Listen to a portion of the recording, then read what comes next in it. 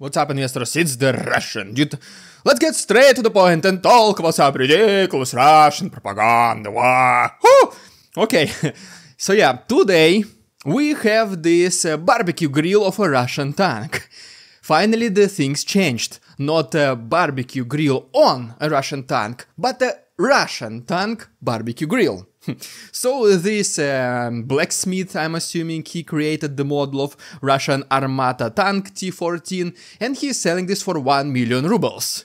No, this is not like $100, this is like $10,000, so it is pretty expensive. And it is pretty big. So we do like barbecues in Russia, so this might come in handy for some Russian oligarch, but the main question remains the same. As soon as you start fire inside this Russian tank barbecue grill, it will make it look like that this tank is on fire. It will make it look like it is destroyed, right? Will this qualify as discrediting the Russian army?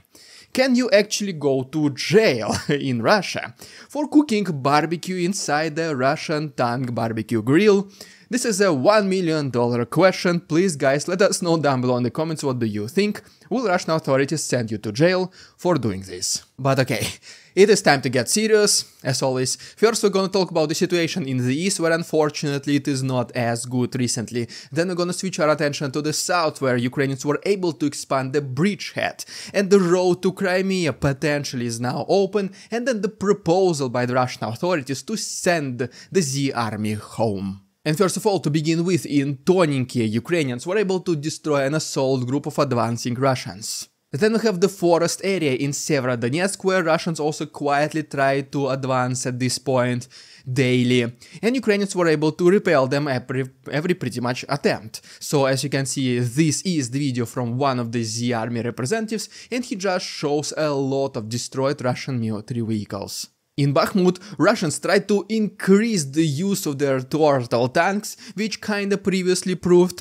a little bit useful because they are protecting against the smallest drones.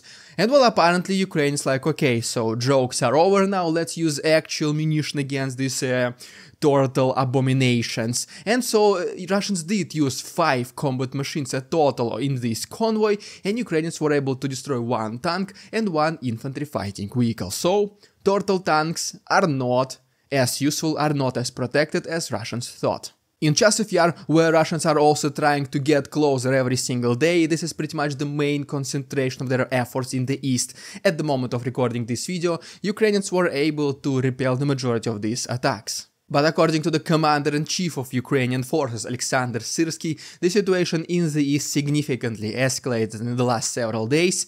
There are reasons for this we're gonna talk about quickly later. He basically says that right now there is an escalation along Kharkiv front line, in Kupiansk direction, specifically next to villages Stelmivka and Berestov, and also obviously Ivanovsky and Chasiv Yar we talked about literally like less than a minute ago. The reason for this escalation it is because the support from the US is coming to Ukraine.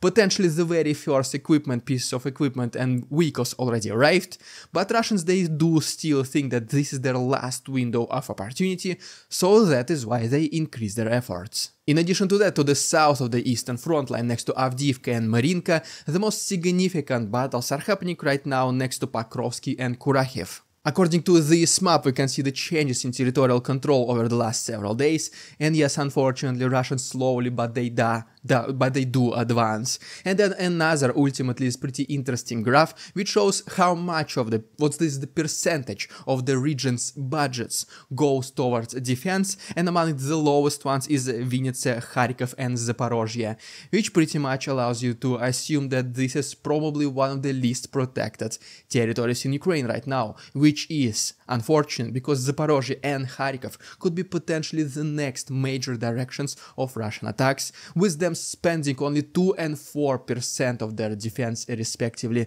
which is not even close to be enough. Right, now let's briefly talk about the situation in the south, where picture is much more in favor of Ukrainians. But before we proceed, guys, we're getting so close to 245,000. Yes, I did have my hair cut, even though I still have to do the hair flip, but I still have my beard.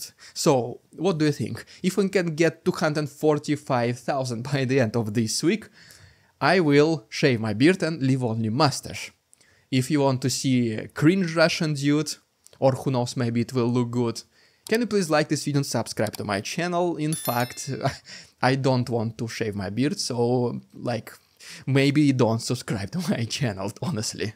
Also, do not forget about our brand new Russian Dude merch, which you can buy right now in the store. This one I specifically was designing myself, and you can also follow me on Instagram, the link is down below. But okay, to begin with the situation in the south, there is one unfortunate news, however.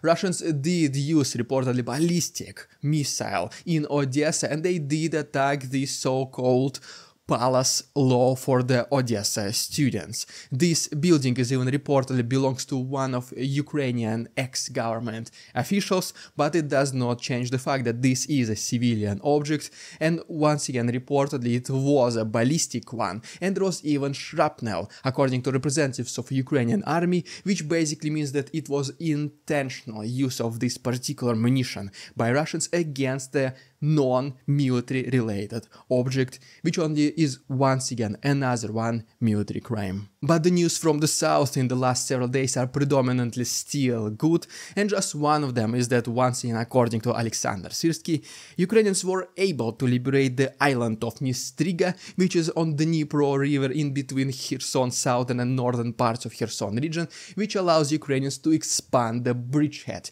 In case they want to start the liberation of the southern parts of Kherson region, they do now have an additional opportunity. The first one is next to Crimea, and this could be their second one. But another good thing from the south is that Ukrainians did use reportedly ATACMS, which was secretly sent by America, and as you can see, Ukrainians continue to use them. And this time the target was the Cape Tarkanhut, located on Crimean Peninsula, as you can see in the western part of it. This specific location, potentially in case Russian defenses in this area are non-existent at this point, Ukrainian Marines will be able to use small boats and potentially even drones to reach it and try to do some night raids. This was already possible in the past, and now when the defense of Russians are not as good, at least temporarily, this can increase the chances of Ukrainians of having successful raids in Crimea, which is huge, in case they will be able to exploit this opportunity. But wait, there is more.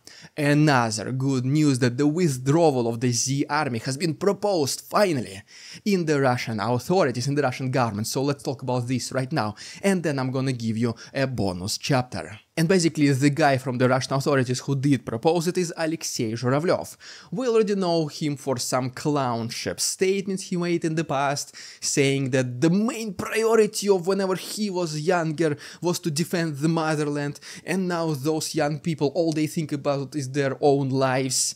And yes, Alexei Zhuravlev is not fighting in Ukraine, so he's the biggest hypocrite in Russia, but still, nevertheless, he did make a statement that the Z soldiers, the guys, they do deserve a break. So maybe it is time to bring them home. He did propose, however, another mobilization, but you know what? Right now, these soldiers in Ukraine, they do have some sort of military experience, so they are, let's say so, capable of at least doing something. But in case if you rotate them with the brand new conscripts, well, you can imagine that nothing will come out of it. Most likely, like with the 99.99% certainty, which basically means that you can summarize the statement of Alexei Zhuravlev is let's withdraw the army from Ukraine, which is potentially one of the very first statements which is targeting to soften the narrative of Putin's regime in relation to this war in Ukraine. And now this additional extra chapter I want to talk about is that there is an elite battalion of Ukrainian Shamans with only one single purpose. And I decided to make this chapter as a thank you for my current Patreon members, for you guys supporting my work, because right now this is the main source of income for my work in the Russian Dude channel. So guys, if you want to see this chapter along with uncensored episodes of the Russian Dude, hundreds of extra footage and early access to the episodes in general, please go ahead and check my Patreon, the link is down below. Such a good way to support my work. For these guys, thank you so much. And so yes, guys, as always, thank you so much for watching. Please subscribe, well, no, don't subscribe to my channel. I don't want to lose my beard as soon as we reach 245,000. Don't forget about our brand new Russian dude merch. You can buy it right now. There are some discounts, even bigger discounts for Patreons. Follow me on Instagram. Thank you so much for watching and see you tomorrow.